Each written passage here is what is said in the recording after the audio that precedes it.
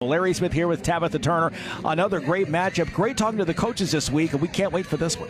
Oh, it's going to be a good one. This is the fourth time these two teams are matching up this season, and it's been back and forth the entire season. Griffin took the first matchup at their place. Then Baldwin took the second matchup, and then Griffin won the regional championship. So head coach for Baldwin telling us earlier this week in our conference call, it's their turn now. So I'm excited to see what they bring tonight. I think we're talking about Kobe Buffkin and what he brings to the Hawks. And, guys, it's a lot about his confidence. It's just impressed me a lot how he's just come in, and credit the G League because it's been the defense that's gotten him confident. He talks about how Quinn Snyder constantly is talking to him about what he's doing good, what he's doing bad, so he knows he can fix it. But what's impressive is that he's got so much confidence that he's encouraged his teammates to trust him. Jalen Johnson was talking just the other day about how he makes all the right plays, and they trust him to make all the right plays. So Kobe just doing an amazing job defensively, and then he's also organizing this team on the offensive end as well. Dennis Smith Jr. And then along with that confidence, guys, he's also calling out plays. Like the first two games he's been back, he's actually encouraged Quinn Snyder to call those challenge calls.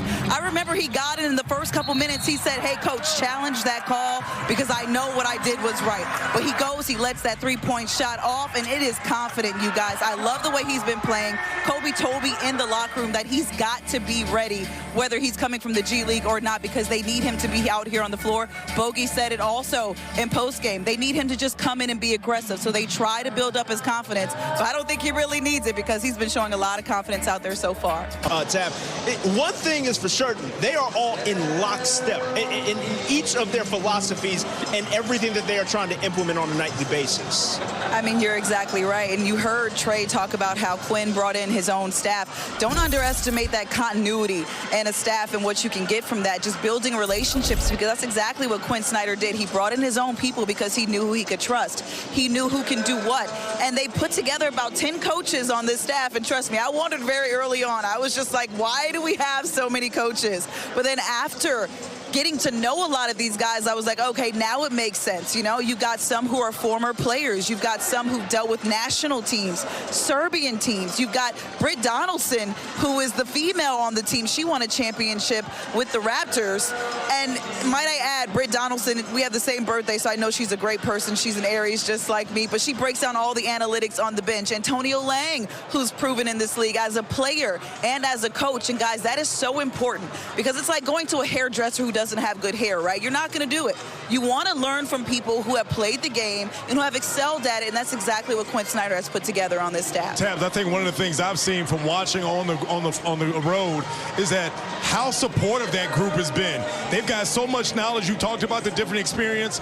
Talk about the fact of what you've seen as far as each coach and what they bring from the scouting to the support for the players and just overall experience.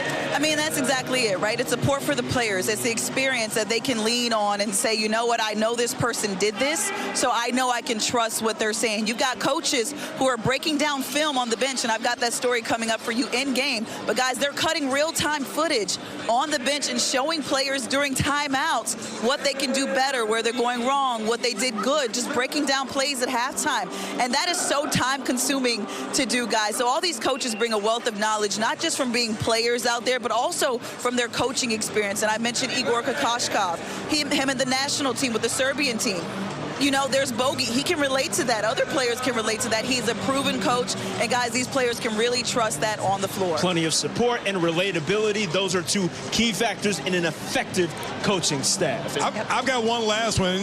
Now that we're on air, can we finally put to rest who's the best shooter in the broadcast crew? It's not you. Well, you know what? I got this broken down. I'm not taking it easy on you. He did this to me. I was minding my business, y'all, and he came on the court loud and shoot around talking about some, don't you come out here with that. Well, I got nails, okay? And I was playing with a man's ball. Who won? Nobody. We were warming up. Wow, okay.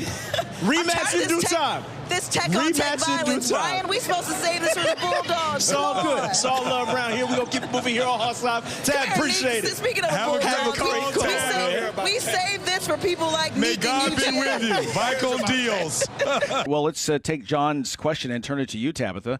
If you're Banks County, how do you try to topple this height advantage that Mount Perrin clearly has in this game. Well, you continue where you left off, and Horde single-handedly is getting them into foul trouble. She's just been attacking the paint, and she's been attacking from up high. As soon as she crosses over half court, she's looking to dribble, penetrate, and she's gotten their guards in foul trouble penetrating. She's gotten some posts in trouble penetrating, and Fields, on that other hand, I like the nickname John gave her, the Tall Timber. It's a great name, but when she comes back in, she's going to have to play very careful on defense, because I have a feeling that we're going to get a close game down at the end. They're going to need her in the game, so she can't be in foul trouble. Yeah, give it to up for Banks County. Talk to me, Tab. What you do before the game? What's your pregame ritual? What you listening to? Talk to me, Tab. You know what? This might be too much for TV. I do listen to R&B music, but I mean, I guess it's okay because it's kind of natural. I like to use the bathroom in peace. Like, I'll go over my hits, and I'll use the bathroom. Sometimes it's a number 2, but it just brings peace to me. I love it. It's natural, guys. It's natural. I like feeling empty before I go in there. She said it before the game, so normally is there chaos? This is all. There's quiet chaos by myself in the restroom. Yes, It's guys, all there making is. sense. That's incredible. Fantastic man. story. Fantastic. I don't even know how to pivot. We're just going to keep it moving. What's the next question, Doc? And to be clear, the pleasure is all ours. We appreciate you rocking Absolutely. with us, Tab. Hoping you had that zen today. No, not yet. It might come in the next 15, guys. It's pre-game, not necessarily the pre-game show. Appreciate it, Tab. As always, No have problem, a great call, guys. homie. Thank you. We're going to keep it moving. On the season, a worthy matchup here for a championship match. Absolutely. Heap and Christian trying to get back to the state championship game. They won it back in 2021, and they did this season with no seniors on their squad. Then you go to the other side, Lumpkin County. This is a team that's played a really tough schedule to prepare them for this moment, and they've got a squad full of players that played together since they were in the first grade. So I'm excited to see how their chemistry flows out there. Yeah. So what do those things need to do?